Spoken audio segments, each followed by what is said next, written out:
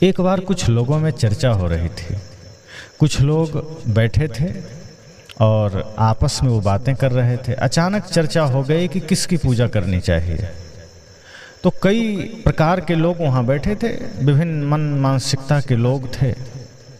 किसी ने कहा इंद्र की पूजा करनी चाहिए, किसी ने कहा ब्रह्मा की पूजा करनी चाहिए, किसी ने किसी का, किसी ने किसी का, किसी ने कहा विष्णु जी की पूजा करनी चाहिए। लेकिन सभी एक दूसरे के विचारों से सहमत नहीं थे। सबको लग रहा था कि नहीं, पहले इसकी उसकी, अपने अपने हिसाब से सभी लोग मान्यताएं बना रखे थे। कोई कहता था विष्णु जी की पूजा पहले हो, कोई कहता था इंद्र की ही पूजा होनी चाहिए, पहले या बाद की बात नहीं, उन्हीं की होनी चाहिए, क्योंकि वो ना हो तो बारिश ना हो। ऐसी भी लोगों की मान्यता है। अब ऐसे लोगों को यथार्थ से कोई मतलब नहीं होता। कुछ लोगों ने कहा नहीं, ब्रह्मा जी की होनी चाहिए, दूसरी किसी की जरूरत ही नहीं है, ब्रह्मा जी ने सृष्टि को पैदा किया। तो लोगों के विवाद थोड़े बढ़ गए, क्योंकि जब मतभेद होता है, विचारों में भिन्नताएं होती है, तो लोग अपने अपने बातों को लेकर के झगड़ा तो करते ही हैं। तो लोग झगड़ा करने लगे। तो लोगों में से एक बुजुर्ग जो थोड़ा समझदार था, उसने कहा भाई आपस में क्यों झगड़ते हो, आपस में क्यों विवाद करते हो। काशी में सदगुरु कबीर हैं, चलो उन्हीं से पूछते हैं, उन्हीं से इस समस्या का समाधान मांगते हैं। लोगों ने कहा ठीक ही है, ऐसे महानतम संत के पास चलें, शायद कोई उपाय बता दें, किसकी उपासना करें, किसकी पूजा करें, किस देवता की पूजा करें, किस भगवान की उपासना करें। सब लोग चल पड़े। सदगुरु कबीर अपने कुटिया में बैठे थे। सभी लोग गए, दंडवत किए। सदगुरु कबीर ने पूछा बताओ कैसे आना हुआ। तो लोगों ने कहा गुरुदेव हमारे मन में कुछ प्रश्न हैं और मैं उन्हीं प्रश्नों के समाधान के लिए आया हूँ, अपने मन की जिज्ञासा को शांत करने आया हूँ, आप जैसे ब्रह्मज्ञानी परम ज्ञानी संत के पास। सदगुरु कबीर ने कहा पूछ सकते हो, क्या शंका है। सभी लोगों ने एक स्वर में कहा कि हम किसकी पूजा करें, क्योंकि हम लोग तो आपस में चर्चा करने के बाद और ज़्यादा उलझ गए हैं। किसकी उपासना करें, किस भगवान की पूजा करें। इनमें से कोई कहता है इंद्र की करो, कुछ लोग कहते हैं ब्रह्मा की करो, कुछ लोग कहते हैं विष्णु की करो, कोई शिव की करो, कोई गणेश की करो, कोई कृष्ण की करो। सब अलग अलग तरीके से नाम लेते हैं। हे सदगुरु किसकी पूजा करें। सदगुरु कबीर मुस्कुराए, थोड़ा सा हंसे और कहे तुम लोग पूजा की बात करते हो, वो भी देवताओं की। सबसे पहली बात तो यह है कि पूजा उनकी होती है जिनके जीवन में कोई दाग ना हो, जिनका जीवन पूज्य हो। और पूज्य कौन है? जो मनसा वाचा कर्मणा पवित्र है, जो मनसा वाचा कर्मणा निर्मल है। और जिन देवताओं का नाम तुम ले रहे हो, क्या वे पूज्य हो सकते हैं? क्या उनका चरित्र निर्मल है? क्या उनका जीवन दर्शन निर्मल है? क्या उनका विचार निर्मल है? लोग स्तब्ध हो गए। कहा क्या हुआ साहब? साहब ने कहा कि जिस देवता की चर्चा तुम कर रहे हो, जिस देवता की बात तुम कर रहे हो, क्या उसके आचरण सही हैं? पूजा तो उसकी होती है जिसका आचरण ऊंचा है। पूजा तो उसकी होती है जिसका आचरण श्रेष्ठ है। वो कोई भी व्यक्ति हो, एक साधारण सा नर भी है, और यदि उसने अपने आचरण को श्रेष्ठ बना लिया है तो वही भगवत स्वरूप है, वही पूजनीय है, वही भगवान है। पर तुम्हारे देवता जिन्हें तुम उपासना के रूप में सामने देखना चाहते हो कि हम उनकी पूजा करें, उनकी उपासना करें, हम तुम्हें उनकी चर्चा करके बताते हैं। तब साहब ने कहा देव चरित्र सुनो हो भाई, जो ब्रह्मासो धियो नसाई। दूजे कहो मंदोदरी तारा, जही घर जेठ सदा लगवारा। सुरपति जाय अहिल्या छरी, सुरगुरु घरणी चंद्र में हरि। आगे साहब कहते हैं कहीं कबीर हरि के गुण गाया, कुंतहि कर्ण कुंवारे ही जाया। इस 4 लाइन में साहब ने सबकी सच्चाई खोलकर रख दी। जो लोग ये सोच कर आए थे कि इंद्र ब्रह्मा विष्णु आदि की पूजा में से किसी एक की पूजा की बात साहब कहेंगे, साहब ने कहा कि इनके नाम जो तुम गिना रहे हो, इनके चरित्र तो सुन लो, इनके बारे में तुम जान तो लो कि ये कैसे हैं। देव चरित्र सुनो हो भाई। साहब ने कहा, मेरे मित्रों, मेरे प्यारों, इन देवताओं का चरित्र तो सुन लो, इन देवताओं के बारे में थोड़ा कुछ तो जान लो। तुम कैसे इनकी पूजा कर सकते हो? पूजा तो उनकी करनी चाहिए जिनके जीवन से हम कुछ सीख सकते हैं, जिनके जीवन से हम कुछ ग्रहण कर सकते हैं। लेकिन तुम जिन देवताओं का नाम ले रहे हो, इनका चरित्र अच्छा नहीं है। जिन्हें तुम धार्मिक कह रहे हो, जिन्हें तुम पूज्य कह रहे हो, कि जीवन में चरित्र सही नहीं है, उनका जीवन तो गंदगी से भरा है। लोगों को बड़ा आश्चर्य हुआ। कहा, कैसे साहब? साहब ने कहा, जो ब्रह्मा सो धियो नसाई। यहाँ धियो का अर्थ साहब ने पुत्री से लिया है। साहब ने कहा कि ब्रह्मा ने अपनी ही पुत्री के साथ विवाह किया, अपनी ही पुत्री के साथ उसकी बुद्धि भ्रष्ट हुई।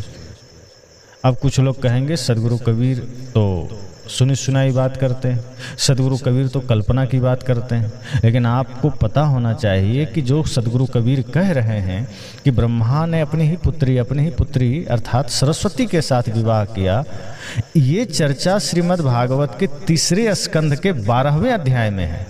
आप लोग जो पढ़ना इसको चाहते हैं वो भागवत को पढ़ लीजिएगा। तो सदगुरु कबीर कोई बात ये या बिना प्रमाण के कर दिए, यथार्थ नहीं है और कर दिए। सदगुरु कबीर कोई भी बात ऐसे नहीं करते, वो प्रमाण के साथ करते हैं।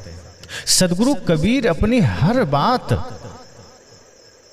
तथ्यों के साथ रखते हैं, सोच विचार कर करते हैं, विवेक पूर्वक करते हैं।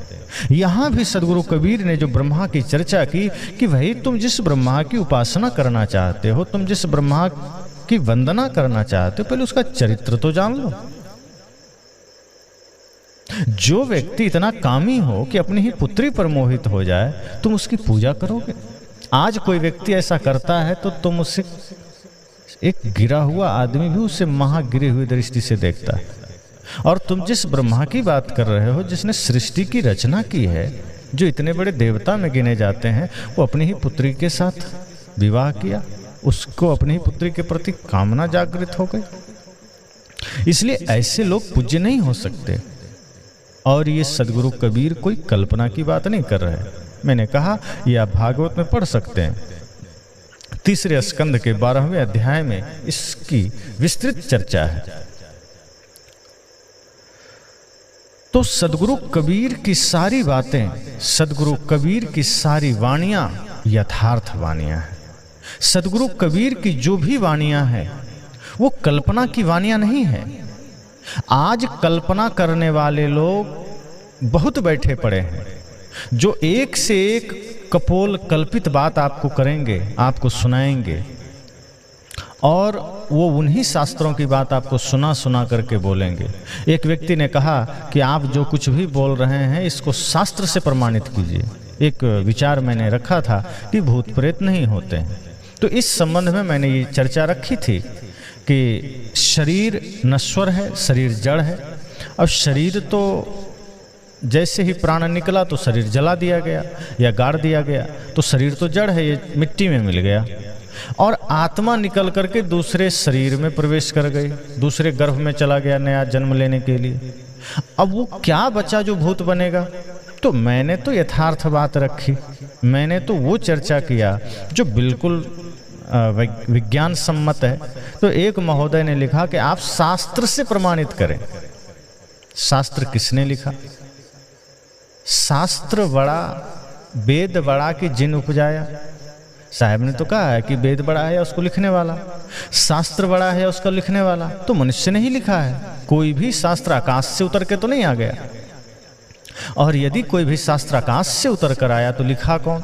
और यदि वो कोई लिखने वाला भगवान है तो उसमें फिर विसंगतियां कैसे आ गई, उसमें फिर भिन्नताएं कैसे आ गई? वो तो एकमात्र फिर वही शास्त्र होना चाहिए प्रमाणिक जो पूरे दुनिया में मानी जाए, लेकिन कोई नहीं मानता। वेद ही है तो सभी हिंदू नहीं मानते। क्योंकि बहुत से शास्त्रों में मानवता के विरोधी बहुत सी बातें आई है। तो जो भी शास्त्र की बात हम करते हैं, कि जो लोग कहते हैं शास्त्र से आप बोलिए, तो शास्त्र से ज़्यादा महत्वपूर्ण व्यक्ति का विवेक होता है, अनुभव होता है। प्रकृति के नियमों के अनुरूप जो विचार है, विश्व के शाश्वत नियमों के अनुरूप जो विचार है, वही सबसे सार्थक विचार है, वही सबसे प्रामाणिक विचार है।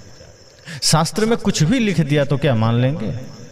अब शास्त्र में तो ये भी लिख दिया कि राजा प्रियव्रत 11 अरब वर्ष राज्य किए, तो क्या मानने की बात है ये?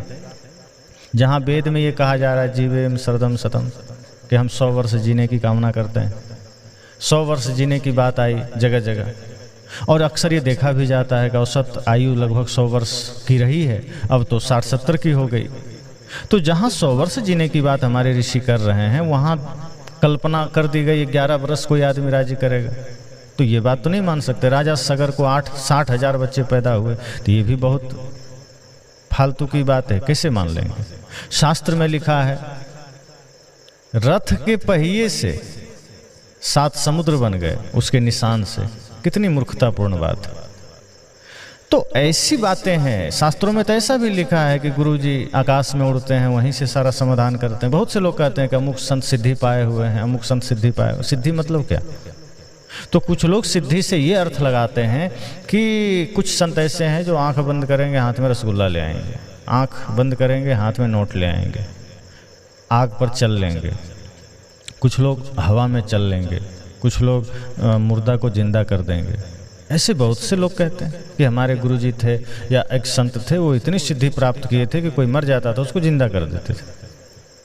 मैं कहता हूँ ऐसे संत अगर कहीं हैं तो उनको तो बॉर्डर पर बिठा देना चाहिए। हमारे जवान जो भी मरे उनको तुरंत जिंदा कर दें।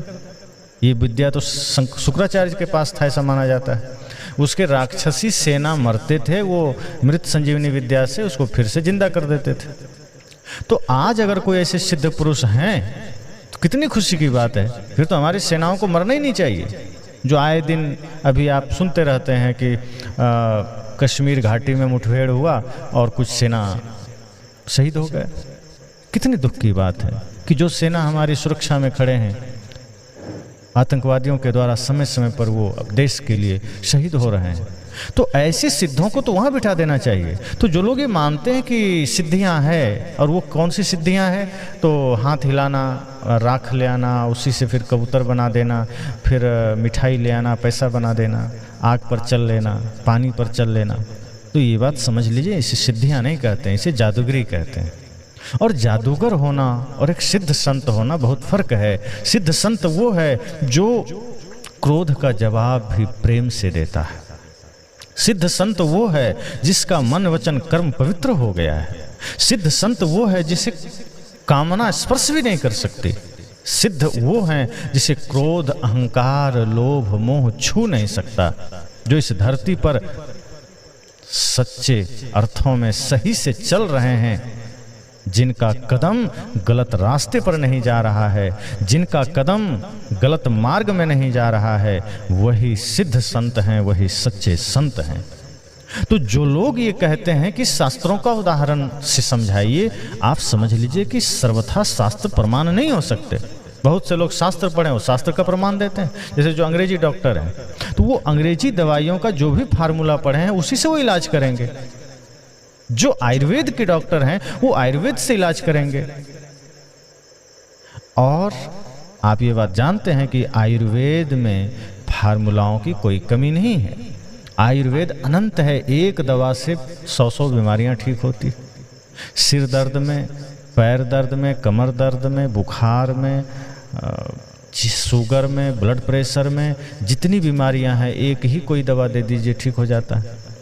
आप सब सुनते हैं एक चूना से 70 बीमारी ठीक हो जाता है, गौमूत्र से 200-300 बीमारी ठीक हो जाती, सहजन के पत्ती से, मोरिंगो से 200-300 बीमारियां ठीक हो जाती है, एलोवेरा से, नीम से, गिलोय से, तुलसी से, हरसिंगार से सैकड़ों बीमारियां ठीक होती है। अंग्रेजी कोई दवा बता दीजिए। तो कुछ चीज़ें सीमित होती है, अनुभव का ज्ञान असीमित है। आखिर सदगुरु कबीर और सर्वानंद में जो शास्त्रार्थ हुआ, तो सर्वानंद क्यों हार गया? क्योंकि वो पोथी का ज्ञान लेकर आया था, शास्त्र का ज्ञान लेकर आया था, सदगुरु कबीर अनुभव का ज्ञान लेकर आए थे। इसलिए तो साहब ने कहा, मेरा तेरा मनवा कैसे एक होई रे, तू कहता कागज की लेखी, मैं कहता आँखन की देखी, तू कहता कागज की लेखी, मेरा तेरा मनवा कैसे एक होई रे। तुम कागजों की बातें लेकर घूम रहे हो, तुम शास्त्र प्रमाण लेकर घूम रहे हो। अरे शास्त्र तो पुराने हो चले हैं, उसके प्रमाण तो आज मेल ही नहीं खाएंगे। शास्त्रों में आप अपने जीवन के प्रश्नों का उत्तर खोजने जाएंगे, शास्त्रों में अपने जीवन की समस्याओं का समाधान खोजने जाएंगे तो 100% मिल ही जाएगा, इसकी कोई गारंटी नहीं है। क्योंकि जो शास्त्र समय परिस्थिति के अनुसार लिखे जाते हैं उसके उत्तर बाद में मुर्दे होते चले जाते हैं। हाँ, कुछ ऐसे शास्त्र हैं जिसके ज्ञान यथार्थ हैं, जैसे उपनिषदों का कुछ ज्ञान है जो यथार्थ है, जो कभी पुराने नहीं होंगे। जो गीता के कुछ ज्ञान है वो कभी पुराने नहीं होंगे, जो भगवान बुद्ध के कुछ ज्ञान है वो पुराने नहीं होंगे, सदगुरु कबीर का ज्ञान हो कभी पुराना नहीं होगा, क्योंकि ये कहानियों पर आधारित नहीं है, ये कल्पनाओं पर आधारित नहीं है, ये जीवन की यथार्थता पर आधारित है, ये सृष्टि की यथार्थता पर आधारित है। सदगुरु कबीर कोई बात कल्पना की करते ही नहीं है, वो जीवन की यथार्थता की बात करते हैं। इसलिए अगर ये मानते हैं कि शास्त्र प्रमाण होगा तो शास्त्र प्रमाण नहीं होता, आदमी का विवेक प्रमाण है। तो लोग ऐसी भी बातें करते हैं, लेकिन सदगुरु कबीर कभी भी अपनी बातें अपनी ही शब्दों से सिर्फ पुष्ट नहीं करते, वो हमारे शास्त्रों को भी लाते हैं कि देख लो जो मैं कह रहा हूं वो मेरे मन की कल्पना नहीं है। सदगुरु कबीर कहते हैं वो मेरे मन के बस विचार नहीं है, मैं जो बातें रख रहा हूं वो तुम्हारे ही शास्त्रों में लिखे गए। अब आप ही विचार करिए कि ब्रह्मा को हम सृष्टि का जनक मानते हैं, सृष्टि पैदा करने वाला सबसे बड़ा देव मानते हैं, और उसे अपनी ही पुत्री पर मोहित होना, क्या ये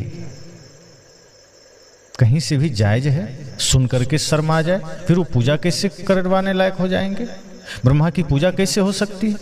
और यही बात सदगुरु कबीर अगर कहते हैं तो लोगों को लगता है कि कबीर तो उल्टी बात करते हैं, कबीर तो गाली देते हैं, हिंदू धर्म पर चोट करते हैं। सदगुरु कबीर ना हिंदू विरोधी हैं, सदगुरु कबीर ना मुस्लिम विरोधी हैं, सदगुरु कबीर पाखंड विरोधी हैं, वो मानवता के हितैषी हैं।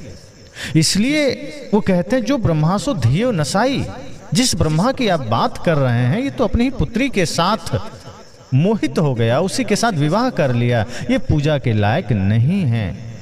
फिर आगे साहब ने कहा, दूजे कहो मंदोदरी तारा, मंदोदरी और तारा का ही नाम ले लो।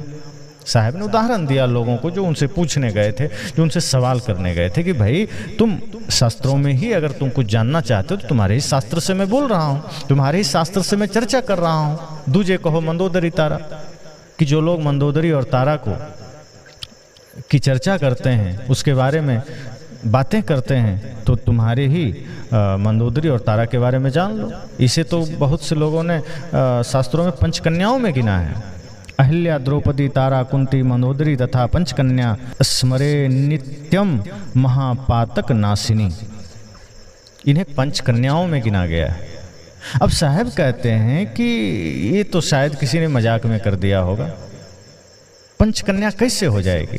कन्या, पहली बात तो ये लोग सब विवाहित थे, कुंवारी तो थी नहीं जो कन्या में आप इसे गिन लेंगे, वही पंचकन्या में। फिर साहब ने कहा कि मंदोदरी और तारा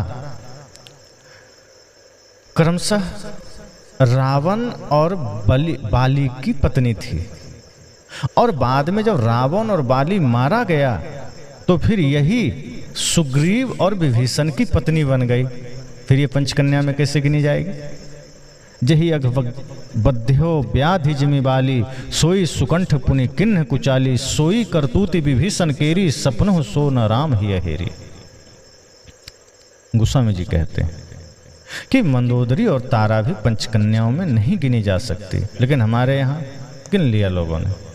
आज अगर कोई ऐसा कर ले, बड़ा भाई गुजर जाए और उसकी पत्नी को जबरदस्ती अपनी पत्नी को ही बना ले, तो समाज में सब उसे गाली देंगे। लेकिन शास्त्र में आप देखिए कि क्या हुआ। जिस सुग्रीव को राम के सेना का नायक माना गया, जिसे धर्म का पक्षधर माना गया, जिस विभीषण को भक्त माना गया, उसकी करतूती क्या है? भाई की पत्नी को अपना बना लिया। उसी रामायण में जहां लक्ष्मण ने सीता को माँ का रूप दिया, माँ का दर्जा से देखा, माँ के रूप में पूजा किया, माँ माना, भाभी माँ समान होती है, उसी रामायण में सुग्रीव ने अपने ही बड़े भाई की पत्नी तारा के साथ क्या किया? विवाह कर लिया। वहां राम जी का संदेश कहां गया? उसी रामायण में विभीषण ने मंदोदरी के साथ क्या किया? इसलिए साहब कहते हैं कि मैं कोई भी बात बिना प्रमाण के नहीं करता। अगर आप शास्त्र की प्रमाण खोजते हो तो लो, तुम्हारे इस शास्त्र का प्रमाण है। मैंने तो नहीं लिखा, ये रामायण हमने थोड़े लिखा है, वाल्मीकि रामायण में इस बातें आई है। तो सदगुरु कबीर कहते हैं कि दूजे कहो मंदोदरी तारा, जेहि घर जेठ सदा लगवारा।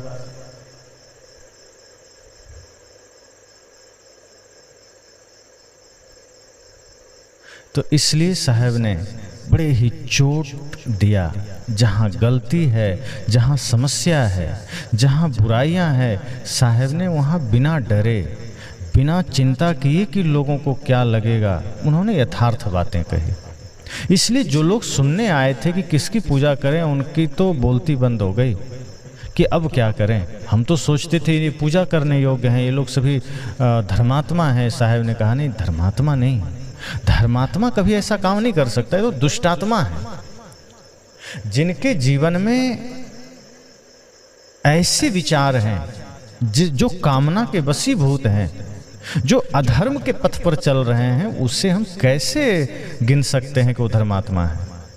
इसलिए साहब ने आगे कहा, सुरपति जाय अहिल्या छरी, सुर गुरु घरणी चंद्र में हरि। उन्होंने कहा इसी तरह से आगे इंद्र और अहिल्या का प्रसंग आता है। जिस इंद्र को आप देवता मानते हैं, जिस इंद्र को आप पूज्य मानते हैं, देवताओं का इंद्र मानते हैं, स्वामी मानते हैं, देवेंद्र कहते हैं, साहब ने कहा उसकी भी करतूती सुन लो, उसके बारे में भी यथार्थ जान लो। अब तो लोगों के कान खड़े हो गए। कहा अब तक तो ब्रह्मा जी की बात थी, कुंती मंदोदरी, तारा और मंदोदरी की बात थी, अब ये इंद्र, हम लोग तो इंद्र को मानते हैं, बढ़िया देवता मानते हैं। साहब ने कहा कि उसने भी वृद्धासु की पुत्री जो अहिल्या थी, जो गौतम ऋषि के साथ विवाही गई थी, उसकी सौंदर्य को देखकर, उसकी सुंदरता को देखकर इंद्र मोहित हो गया। अब सोचिए, देवता है वो देवता है, देवता के पद पर बैठा है, उसमें भी देवताओं का पति माना गया, अर्थात देवताओं का सबसे मेन नायक माना गया। वो देवेंद्र, वो इंद्र मोहित हो जाता है। यानी उससे इतना ज्ञान नहीं है कि मैं देवता हूं तो मेरा धर्म क्या है, मेरा कर्तव्य क्या है। वो कैसे देवता हो गया?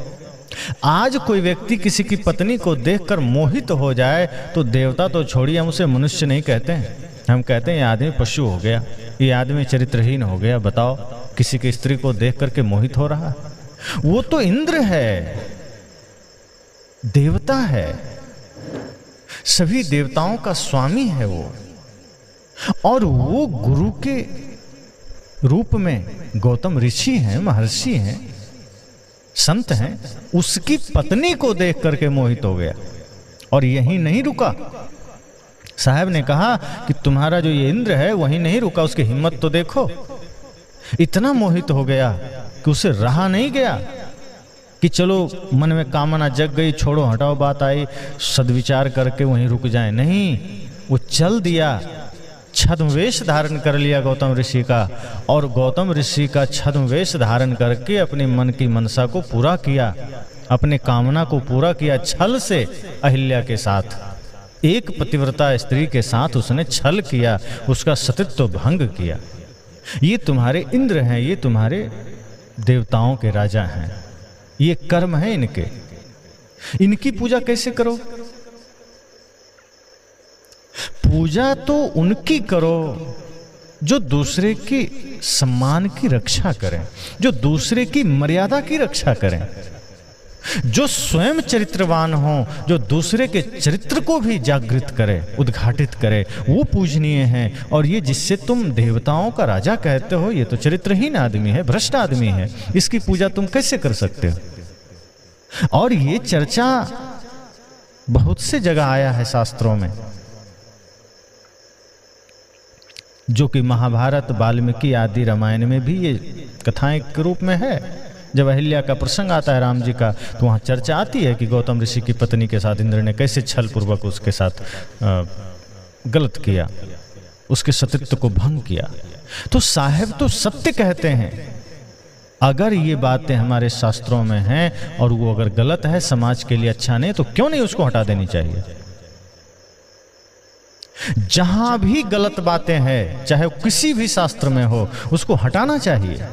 चाहे वो पुराण में हो, चाहे कुरान में हो। अगर कोई ये मान कर बैठा है कि ईश्वरीय किताब है, साहब कहते हैं ये उसकी मूर्खता से ज्यादा कुछ भी नहीं है। कोई किताब ईश्वरीय नहीं है, ना पुराण, ना कुरान, ना वेद, ना बाइबिल, कुछ नहीं।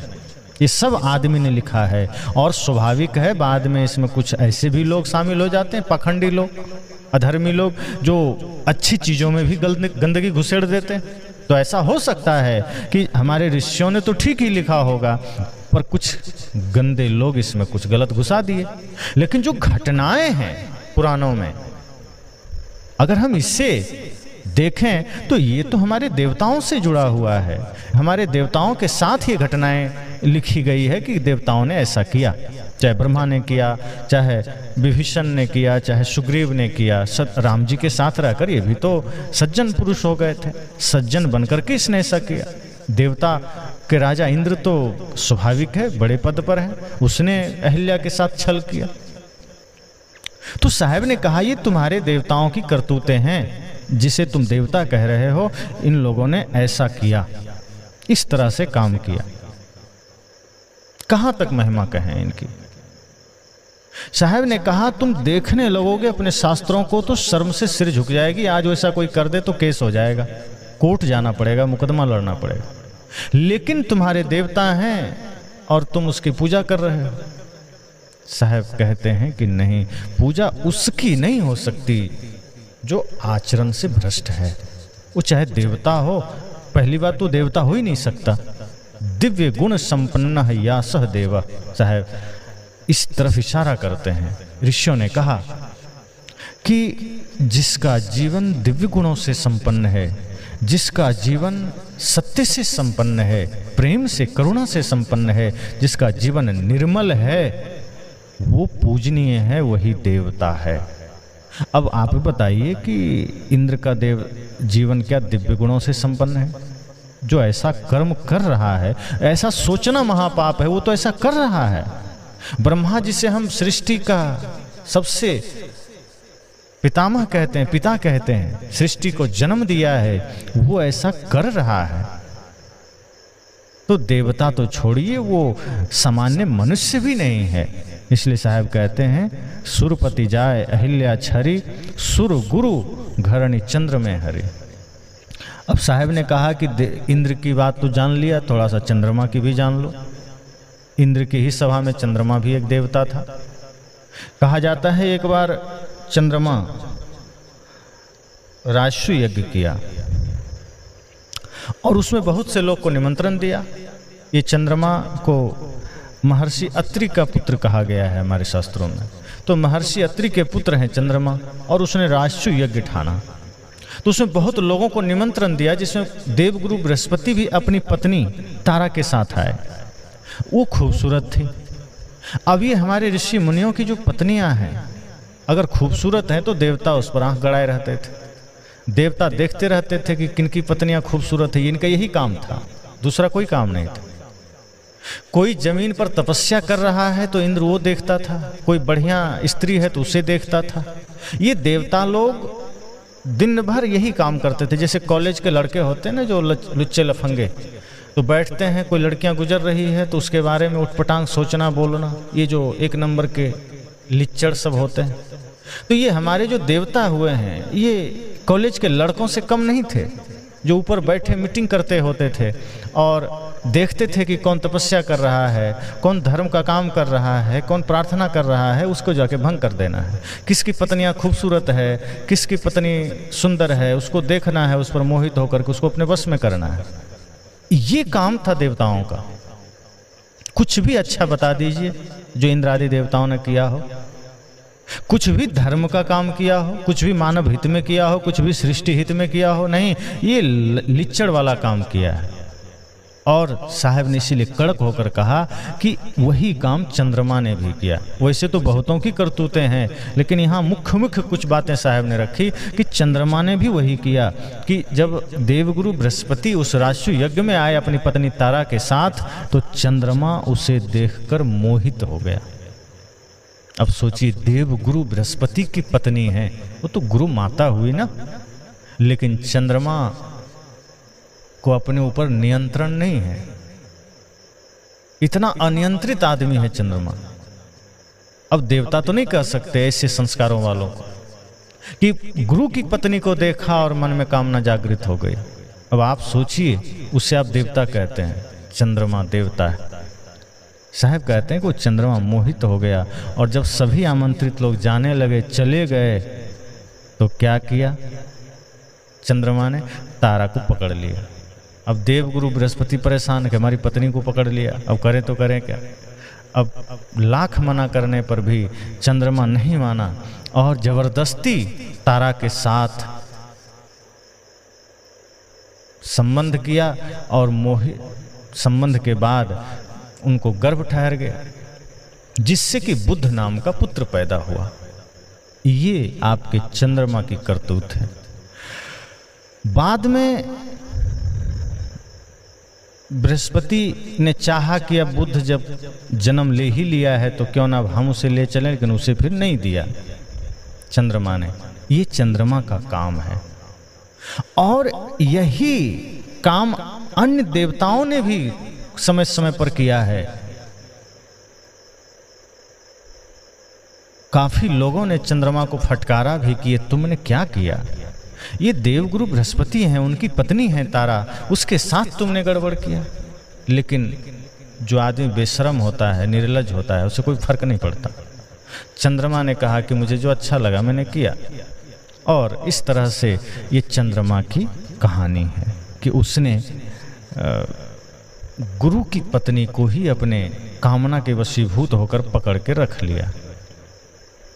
और इसकी चर्चा अगर आप पढ़ना चाहते हैं कि कहाँ की बात है, कोई कल्पना तो नहीं, तो भागवत के 9वें स्कंद के 14वें अध्याय में इसका वर्णन है।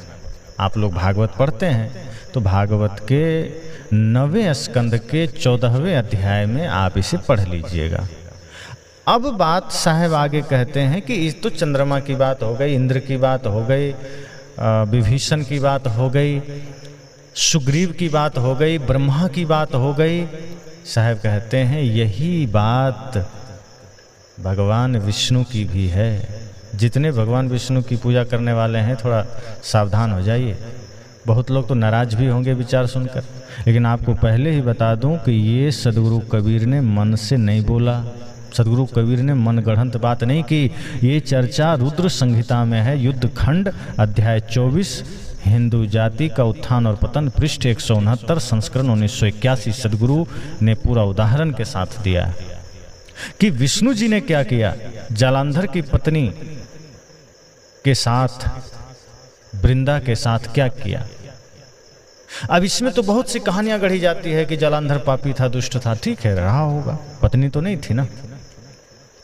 तो उसको ये वरदान प्राप्त था कि जब तक उसकी पत्नी पतिव्रता रहेगी तब तक जालंधर को कोई मार नहीं सकता। अब कई बातें तो ये समझ में नहीं आती कि जब ये वरदान उसे मिल सकता है तो ये वरदान क्यों नहीं मिल सकता, या ये शक्ति उसे क्यों नहीं दी जा सकती। जब इतनी शक्ति उसको दी जा सकती है वृंदा को कि तुम्हारे पतिव्रत से उसकी मृत्यु नहीं होगी, तो वृंदा के पतिव्रत से जालंधर की सद्बुद्धि क्यों नहीं हुई। ये भी तो हो सकता है। वृंदा ने बहुत तप किए, बहुत प्रार्थनाएं की, विष्णु जी की पूजा की, इसका फलस्वरूप ये वरदान तो मिल गया कि हाँ चलो तुम जब तक पतिव्रता बनी रहोगी तुम्हारे पति की मृत्यु नहीं होगी, कोई मार नहीं सकता। तो उसके सतीत्व में, उसके पतिव्रत धर्म में ये भी शक्ति हो जानी चाहिए कि जालंधर को सद्बुद्धि मिल जाता, सद्विचार मिल जाता। लेकिन आप शास्त्र उलट के देख लीजिए, चाहे शिव हो, विष्णु हो, चाहे कोई भी देवता हो, राक्षसों को मारने में सारी शक्ति लगा दिए, लेकिन थोड़ी सी शक्ति उसको विचार बदलने में नहीं लगा। यहीं पर संतों में और भगवान में, अवतारों में फर्क है। संतों ने सदैव परिवर्तन किया है, संतों ने सदैव समाज को बदला है, व्यक्ति के कलुषित मन को बदला है, व्यक्ति के गलत मानसिकता को बदला है। लेकिन हमारे देवताओं ने सदैव मारा है। तो जो इतने शक्तिशाली हैं, जो इतने सामर्थ्यवान हैं, वो राक्षसों के मन तो बदल सकते हैं ना, क्यों नहीं बदल सकते? तो ये कहा गया कि जालंधर को मार नहीं सकते थे, इसलिए विष्णु जी को करना पड़ा। लेकिन क्यों? एक पतिव्रता स्त्री के साथ ऐसा करना क्या उचित है? अब आप देखिए, साहब ने यहाँ एक घटना का उदाहरण दिया है। वृंदा कह रही है, जब उसे पता चला कि ये जालंधर नहीं बल्कि विष्णु हैं जिन्हें मैं पूजती आई, वो वृंदा कह रही है, विष्णु तेरे परस्त्री गामी रूप आचरण को धिक्कार है। मैं तुम्हें समझ गई, तुम देखने में साधु किंतु आचरण में धूर्त हो, है दैत्यों के शत्रु, महाअधम तथा दूसरे के सदाचरण बिगाड़ने वाले सठ, मेरे दिए हुए भयंकर शाप को स्वीकार करो। ये वृंदा विष्णु जी को कह रही है। और ये चर्चा कहाँ आया है? रुद्र संहिता में आप पढ़ लीजिएगा।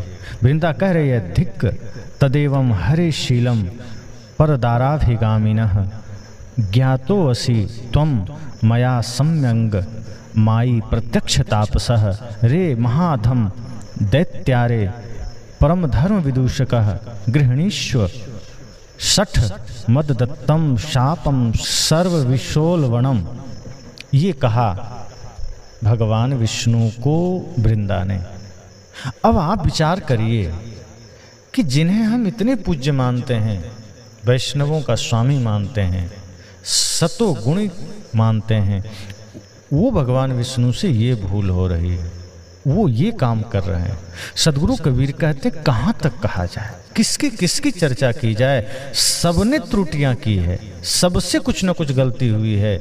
इसलिए साहब ने कहा कि हे मेरे प्यारे, मेरे अपने, सब ये पूरी पृथ्वी के लोगों सुनो, ये संसार के लोगों सुनो, तुम जिन जिन देवताओं की पूजा करना चाहते हो, पहले उनका चरित्र तो देखो कि वो पूजा के लायक हैं कि नहीं।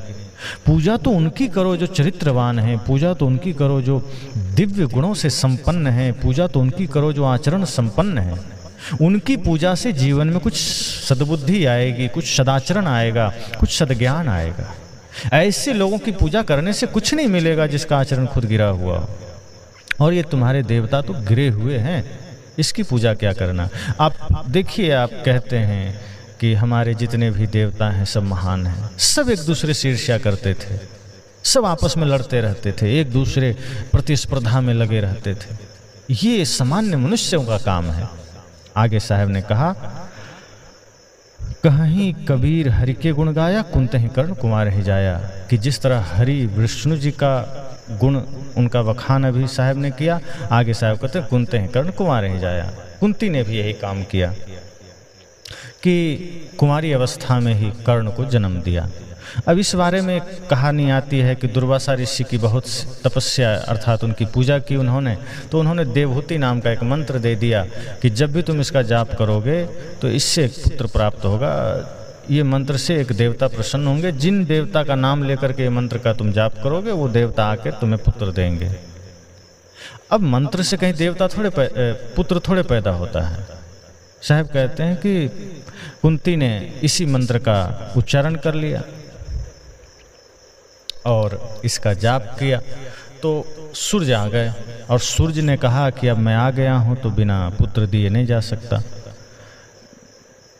सूर्य ने कहा मेरा आना निष्फल नहीं हो सकता।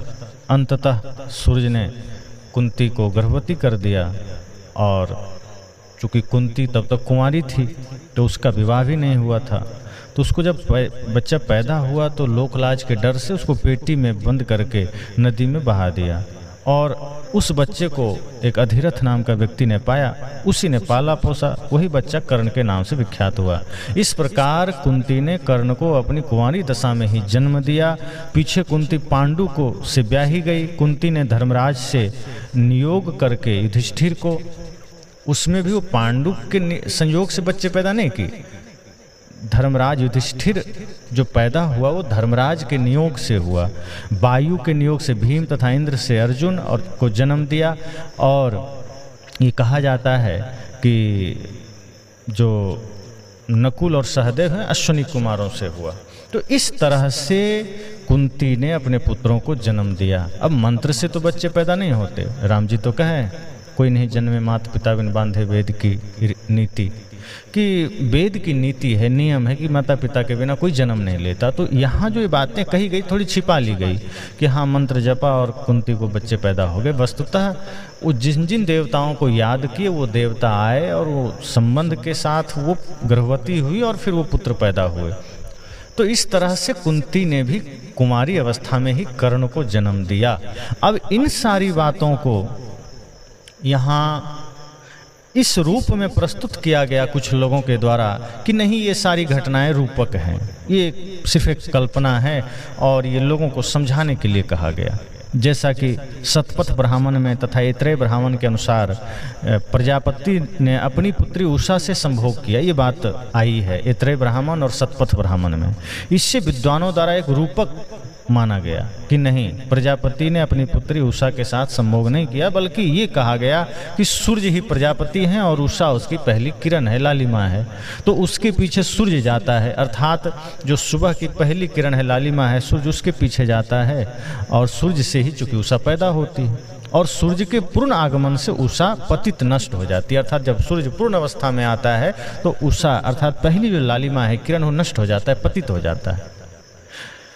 तो इस तरह से ऐसा माना गया कि ये अलंकारों से भरा हुआ है, ये रूपक में कहा गया है। लेकिन अगर आप इस पर विचार करेंगे, कुछ जो पुराणों के समर्थक लोग हैं वो कहते हैं नहीं ये कल्पना नहीं है, पुराण यथार्थ है। तो यदि यथार्थ है तो फिर देवता चरित्रहीन है, ये साबित हो गया। फिर उन देवताओं की पूजा क्या करना। और यदि ये अलंकार है, कल्पना है, तो फिर काल्पनिक शास्त्र में ऐसी कहानियों को पढ़कर क्या मिलने वाला।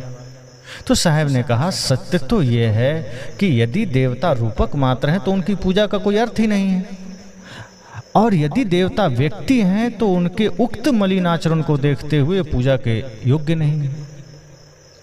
तो सत्य ये है कि पूजा किसकी करें। अंत में साहब ने समझाया कि पूजा सदैव दिव्य गुणों से संपन्न व्यक्ति की जानी चाहिए। पूजा सदैव धर्मात्मा लोगों की जानी चाहिए। पूजा उसकी कभी नहीं करनी चाहिए जिसके जीवन में व्याधियां हैं, जिसके जीवन में मानसिक रोग हैं, जिसके जीवन में शारीरिक रोग हैं। और मानसिक रोग हैं, शारीरिक रोग हैं, वैचारिक रोग हैं, उसकी पूजा कैसे करेंगे। अब यहाँ ये अर्थ नहीं शारीरिक रोग मतलब वो बाहरी रोग से ग्रसित है। शारीरिक रोग से अर्थ वही मानसिक रोग ही है जो छुआछूत मानता है, जो अपने पाखंड में बिताता है, जो आदमी ईर्ष्या द्वेष में जीता है, जो अपने शरीर को पवित्र और दूसरे के शरीर को गंदा मानता है, जो अपने को धनी दूसरे को गरीब मानता है, जो अपने को बड़ा दूसरे को छोटा मानता है, जो स्वयं को श्रेष्ठ दूसरे को नीच मानता है। तो साहब कहते हैं ऐसे लोग पूजा के योग्य नहीं हैं। और आप ऐसे बहुत से लोग आपको आज कथा करते मिल जाएंगे जो ये कहते हैं कि कथा करने का अधिकार सिर्फ ब्राह्मणों को है, ये शास्त्र में लिखा है। अब वो बताते नहीं किस शास्त्र में लिखा है, न जाने पता नहीं कहाँ कहाँ कौन कौन शास्त्र में लिखा है। क्योंकि जो मुख्य शास्त्र हमारे हैं, चाहे वो वेद उपनिषद हो, उसमें तो ऐसी कहीं कोई बात नहीं लिखी है कि हाँ कथा ब्राह्मण ही कर सकता है। ये बाहरी चिन्ह कोई प्रमाण बनेगा कि वो ब्राह्मण है? बाहरी चिन्ह प्रमाण बनेगा कि जनेऊ धारण कर ले तो ब्राह्मण हो गया? बहुत से जनेऊधारी ब्राह्मण बकरा का मांस खाते हैं, कुत्ता का मांस खाते हैं, बकरी बकरा का मांस खाते हैं। अब ऐसे लोग को ब्राह्मण कहोगे? ऐसे लोग को तो हम राक्षस भी नहीं कह सकते, क्योंकि राक्षस तो राक्षस हैं इसलिए वो मांस खाते हैं, ये ब्राह्मण होके मांस खा रहे हैं। तो जो छुआछूत करता है, जो समाज को बांटता है, जो मांस खाता है, मदिरा पीता है, वो ब्राह्मण कैसे हो जाएगा? वो श्रेष्ठ कैसे हो जाएगा? अभी शास्त्रों का हवाला देकर दूसरों को समझाते हैं कि नहीं, पूजा के योग्य तो से ब्राह्मण है, बाकी आदमी आचरण से कितना भी श्रेष्ठ हो, पूजा के योग्य नहीं है। तो बहुत से विसंगतियों को साहब ने दूर किया।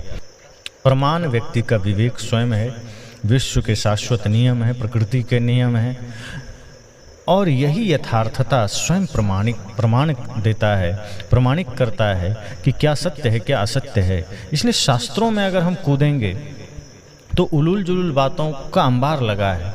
आप कोई भी शास्त्र में चले जाइए, अधिकांश शास्त्र जिन्हें हम पुराण कहते हैं, वो सब में उलूल जुलूल बातें भरी पड़ी है। अब आप देवी भागवत पुराण की चर्चा लीजिए तो देवी पुराण में लिखा है, देवी भागवत पुराण में, कि जो पहले राक्षस थे वो कलयुग में मरकर ब्राह्मण बन गए।